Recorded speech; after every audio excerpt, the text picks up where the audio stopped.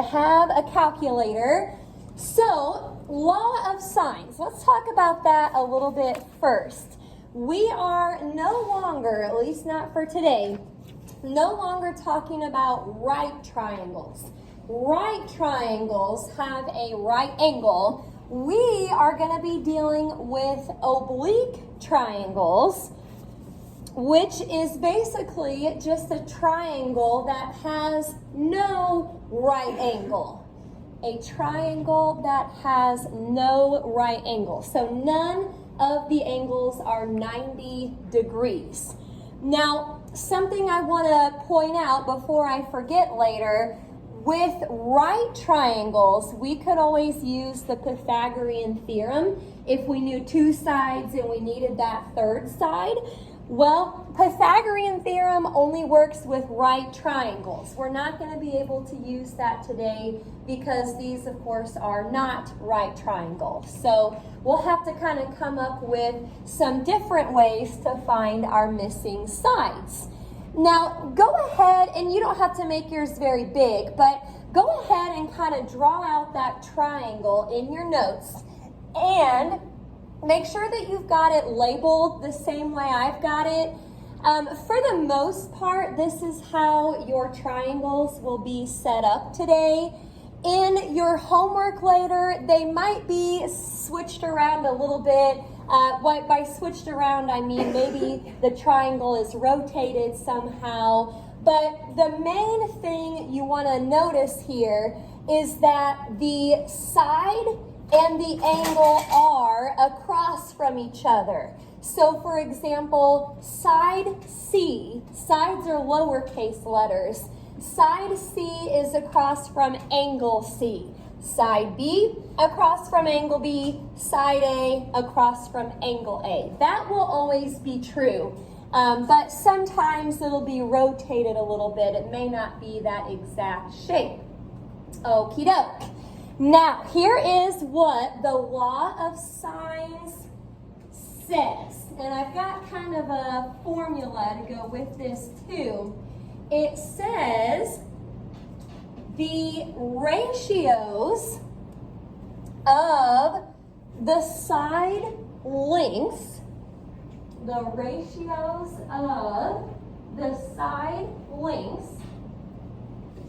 and the sine, this is why they call it law of sines, and the sine of the angle across from them are equal. The ratios of the side lengths and the sine of the angle across from them are equal. Okie doke. So here's kind of the formula that goes with that. And I'm going to stick it on the sideboard over here so we can look at it some more together. You'll want it in your notes though, of course. So little a, I kind of call them little and big, but you know the littles are the sides. Big letters are the angles. Little a over sine of big A equals little b over sine of big B, and then it equals little c over sine of big C. Now, when you use the law of sines, I know that there's three parts up here, A, B, and C, but when you use the law of sines, you're only going to use two ratios at a time. So depending on what you're trying to find and what they're giving you in the problem, you might want to use the A's and the B's, forget the C's, or maybe you need the A's and the C's, but you're not going to use the B's yet. Again, it always just depends on what you're trying to find and what they give you. So that part will be different for each problem, just pairing up two different parts of the law of sines. Okie doke. Well, let's go ahead. Oh, I've got that labeled too in case you want that. I think it's labeled up on the triangle, if that's enough. But just to re-emphasize, the little letters are the sides, big letters are the angles. Okie doke. Directions. It says to solve each triangle. And again, no Pythagorean theorem today, darn the luck. These are not right triangles. That's the only type that theorem will work with. We're going to round to 2 decimal places. All right. Solve the triangle. Now, we've had directions like that before, back when we did the right triangles. Solving it just means you have to find everything else that they didn't give you. All righty. Here is number 1. This is what they're giving us. We've got angle C, 95 degrees. Angle B is 44 degrees. And side C is 20 inches. All right. I'm kind of a visual person. I like to see the triangle. I like to see the sides across from the angles. So I'm going to take that triangle that you wrote down earlier, and I'm just going to go ahead and kind of label everything that I know. So side C down here, 20 inches. Angle C is 95 degrees. This is not drawn to scale, but that's okay. And then angle B is 44 degrees. Alrighty. Sometimes I try to find the easiest thing to solve for first. By the time we're done here, we need to know side A, side B, and angle A. Okie doke. Now, I mentioned earlier that these are not right triangles. These are oblique. But it's still true that all 3 angles should add up to 180. So I'm kind of thinking it might be easiest to find angle A first if we can just add up the other angles. So 95 plus 44, that's 139.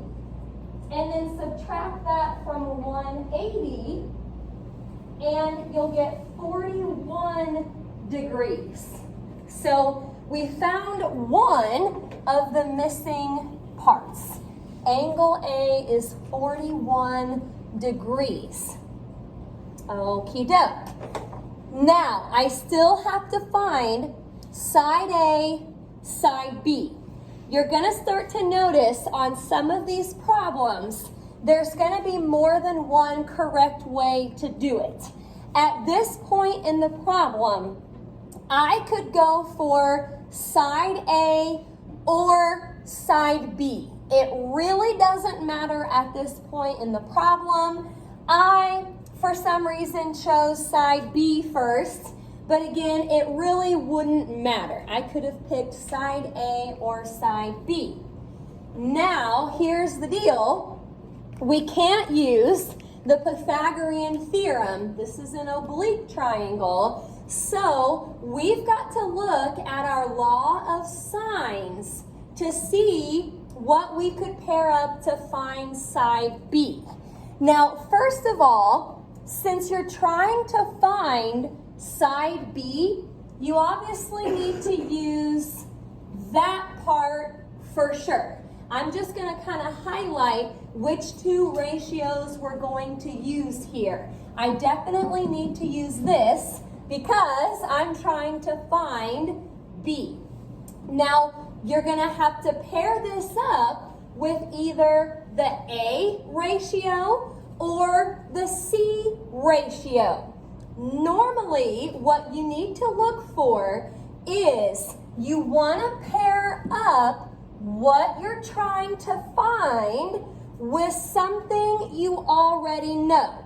Now, I realize that we know angle A, but we don't know side A.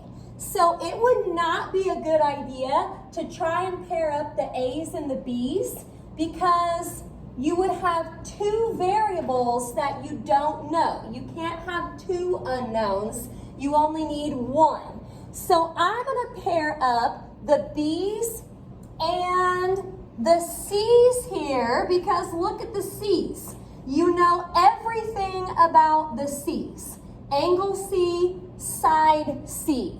So those are the two ratios that I'm going to put together to find side B.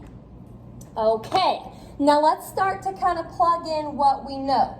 We don't know side B, but angle B is 44. So now it says B over sine of 44 degrees. Okay, and it's going to equal side C, which is 20, over sine of C. Sine and side, kind of confusing today, but sine of 95 degrees. Does anybody remember how to solve a proportion like this? Yeah, forget the trig functions and all that fancy stuff. If you're solving a proportion, you need to cross multiply. That's how we're going to find B. Now, it doesn't matter which diagonal you do first. I went for this diagonal first. Now, when you multiply 20 and sine of 44, you can't really multiply the 44 and the 20 because the 44 is with sine. So I just kind of put that in front. Now the other diagonal, same idea. I just kind of stuck the B in front there, and it says B sine of 95 degrees. Okay, if I'm going to solve this for B, then B is being multiplied by sine of 95. I need to divide by sine of 95 to get it by itself. Now, I'm switching over to my calculator here. What mode should we be in? Yes. So let's do that real quick here. Switch it to degrees, looking good. Now, I don't like to type in too much at once. It makes me nervous. So I'm just going to do 20 sine of 44. If that's all you're typing in first, you don't really have to close those. I'm going to hit enter real quick. But then I need to divide that by sine of 95. If you round to two places, it should be 13.95. If you want to type everything in at the same time, you have to close your parentheses after the 44 before you divide by sine of 95. You probably don't have to close the last set of parentheses, but it would be important that you close it right here. So, looking good. We got side B to be about 13.95. I went ahead and put inches with it just because they told us inches earlier. Now this is where I wish I could use the Pythagorean theorem, because I know two sides and I could easily find the third using that, but it only works with right triangles. We're going to have to find side A, our last variable, by using the law of sines again. Now at this point, and I'm going to switch over to the next slide here because there was so much on the last one. At this point, to find side A, you could pair up the A's with either the B's or the C's. It won't matter because you know all of the B's and you know all of the C's. So it's up to you. I went with the B's, but like I said, this really wouldn't matter. You could pair up the A's with either one. All right, well here we go again. Little a over sine of 41 degrees equals what I just got for B, which is 13.95 over sine of 44 degrees. So cross multiply again, and this will work pretty much like the last part did. If you're going to type all of that in at once, you got to close your parentheses. I'm going to just do one thing at a time. So 13.95 sine of 41, let's hit enter, and then divide that by sine of 44. It's about a 13.17. Now, if you had paired up the A's and the C's, you may have gotten something really close to this, but maybe a little bit different, and that's fine. Actually, pairing it up with the C's might have been a little bit better because we're using a rounded number when we use the 13.95. So technically the C's might give you something even more accurate, but as long as it's close to that, then it's fine. So we found everything that we didn't know at the beginning of the problem. All right, any questions about that?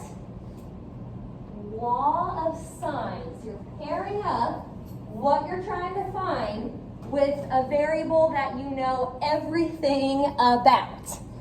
Okie doke. I'll let you copy that down. For example 2, we have B, angle B, big B, equaling 28 degrees, 45 minutes. There it is again, always popping up.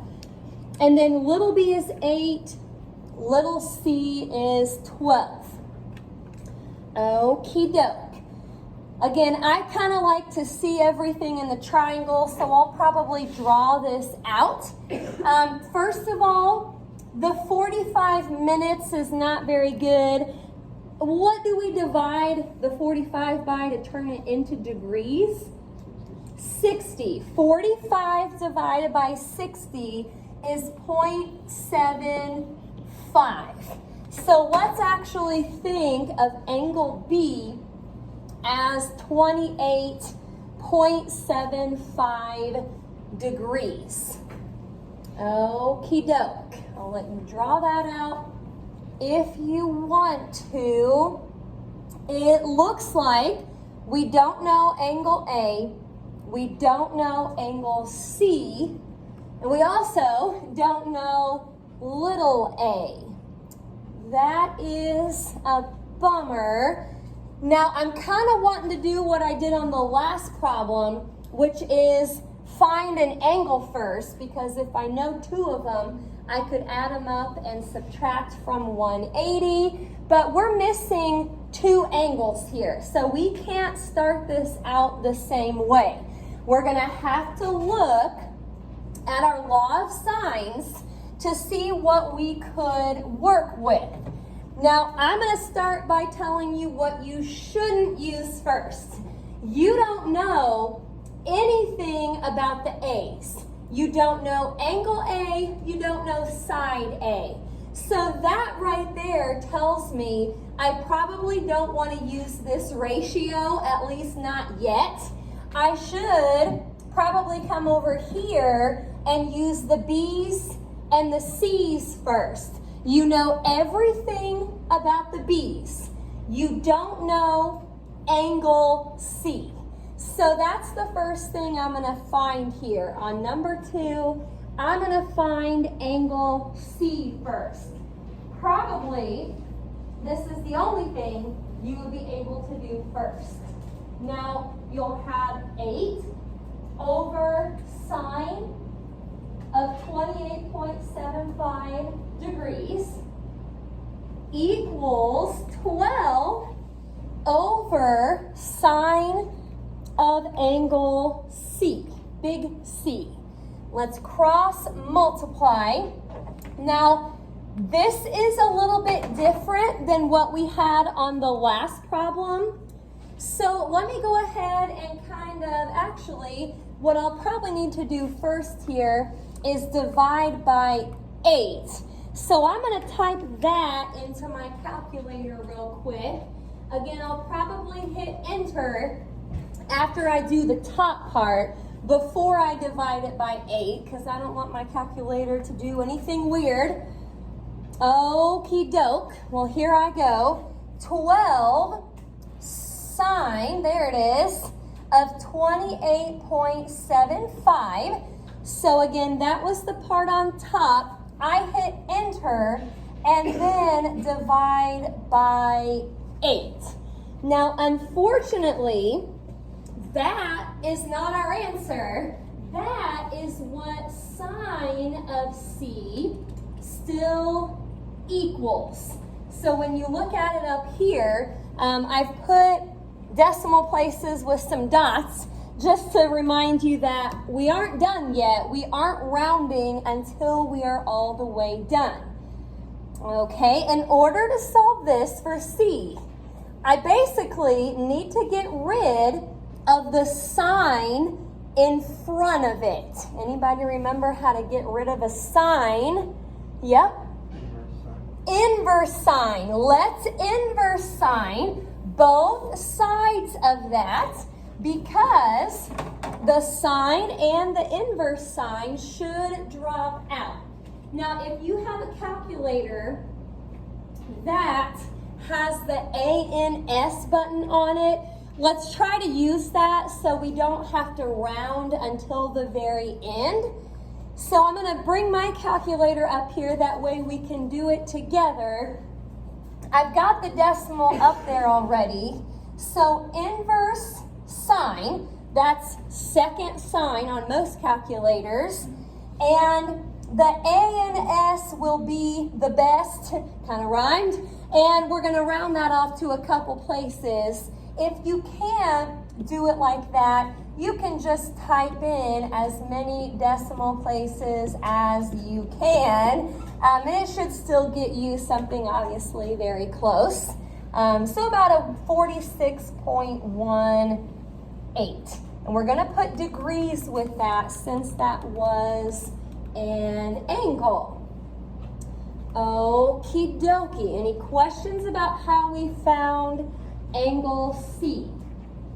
Again, that was kind of your only option getting started with this problem. Now, what would be probably the next easiest thing to find? Little a or big A. You guys are doing it. Big A, probably. You can't really find little a yet. So, big A, I'm just going to add those up and then subtract it from 180. At least we can still use that today. So 180 minus the 74.93, that should give you like a 105.07 degrees. Something close to that.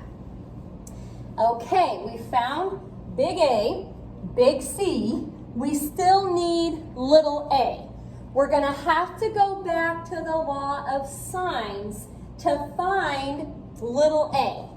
And since I'm finding little a, I definitely need to use this part, this ratio right here.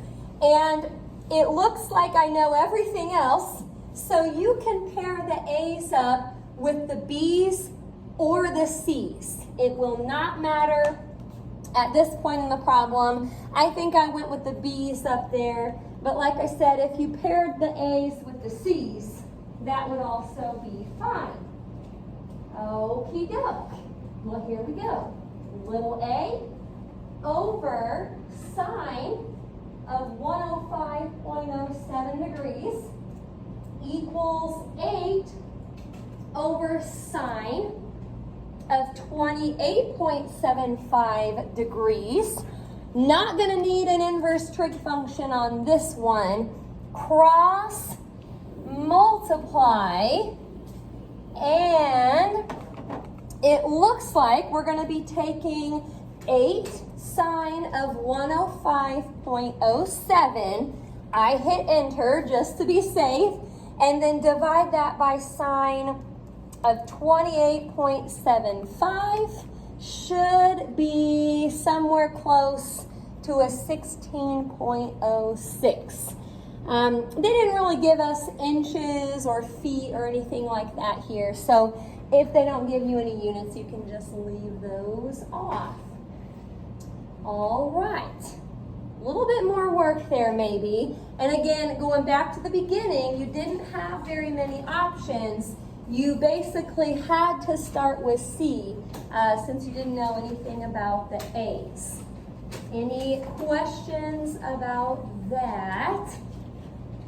We're going to try just one more here. This one might be a little bit quicker though, I think. Now, for example 3, instead of just kind of listing out what they're giving you, they're actually kind of putting it in a triangle. So the triangle looks different than what we've been seeing on the rest of them, but just remember, the variables are across from each other. Side A is still across from angle A.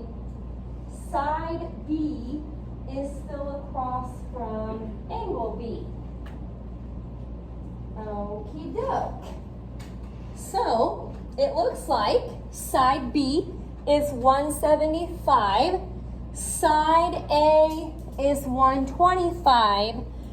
Angle A is 115. Okie doke. Darn, I wish I knew 2 angles. I could add them up, subtract them from 180 to find the third. Can't start it out like that. So let's examine what we have and what we still need to find. We don't know anything about the C's. So sorry about you, but we probably can't start with this ratio because we know nothing about the C's. Remember, you can't have 2 unknowns, only 1. That tells me I'm going to be pairing up the A's and the B's. I know everything about the A's, and I know little b, but I don't know big B. So it looks like that's kind of our only option to get started here. Find big B. Okie doke. Well, again, we're pairing up the A's and the B's because we don't know anything about C. We're going to have a 125 over sine of 115 equals 175 divided by sine of big B. Well, cross multiply 175 sine of 115 equals 125 sine of B. This looks like we're going to have to probably do kind of an inverse trig function again. 175 sine of 115, then divide that by 125. That gives you like a 1.2688 blah, blah, blah. I'm going to keep that number on my screen. Now we'll inverse sine both sides to get rid of the sine. So on my calculator, I'm typing in inverse sine of that number that I had from the step before. And what did you guys get? Error. That is because this number right here is actually not in the domain for inverse sine. So when that happens, it basically means that this triangle can't exist. So you get to just stop and say that there's no solution. You would not be able to do a triangle like that. Looking through your homework, I'm not sure if there's any no solutions, but you'll know it whenever you do the inverse on your calculator and you get an error. Okie doke. Any questions about that? Looking good. We've got about 14-ish minutes left here. Should be T47 from page 410. We're going to try 7 to 23 odd. Now there are a couple that you can skip, so make sure that you write that down, 15 and 21.